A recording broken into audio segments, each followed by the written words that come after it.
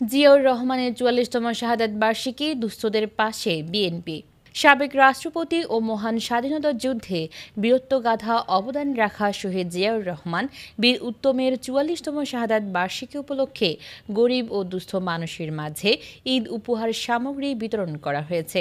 ৫ মে বৃহস্পতিবার রাজধানীর উত্তরা এলাকায় এ উপলক্ষে আয়োজিত এক অনুষ্ঠানে বিএনপির সিনিয়র যুগ্ম মহাসচিব অ্যাডভোকেট রুহুল কবির রিজভী ঈদ উপহার সামগ্রী বিতরণ করেন। অনেক কিছুই করা সম্ভব যেটা শহীদ রাষ্ট্রপতি জিয়াউর রহমান এই দেশে করেছিলেন। শুধু কৃষি উৎপাদন নয়, শিক্ষা বিস্তারের ক্ষেত্রে বয়স্ক লোক যারা নিরক্ষর, যাদের জমি জায়গা প্রতারণা করে নিত আগেকার মহাজনরা, গ্রামের টন্নি টাউটরা, তাদের হাত থেকে মুক্ত করার জন্য তিনি বললেন বয়স্ক শিক্ষার্থী প্রসার ঘটালেন। তিনি শিক্ষিত ছাত্র শিক্ষককে দিয়ে রাত্রেবেলায় বিভিন্ন এলাকায় স্কুল খুলে তিনি নিরক্ষরতা দূরীকরণ অভিযান করলেন। কোন দিকে বলব?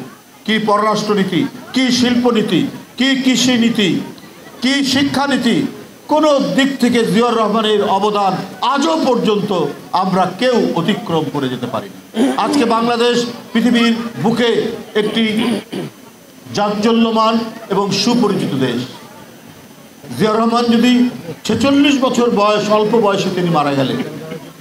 এ সময় রিজভী বলেন, শহীদ জিয়াউর রহমান ছিলেন দেশের স্বাধীনতা, গণতন্ত্র ও মানুষের অধিকার প্রতিষ্ঠার প্রতীক।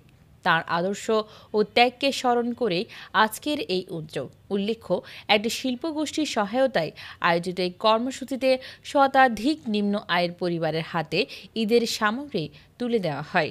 এখানে রশিদ গ্রুপের পক্ষ থেকে এবং এই অঞ্চলের বিএনপি নেতাদের পক্ষ থেকে কপিল ভাই, রতন ভাইরা এবং ঈদের প্রাক্কালে প্রস্তুতি নিয়ে ঈদ সামগ্রী বিতরণের যে কর্মসূচি নিয়েছেন তাদেরকে এই কারণে আমি ধন্যবাদ জানাচ্ছি।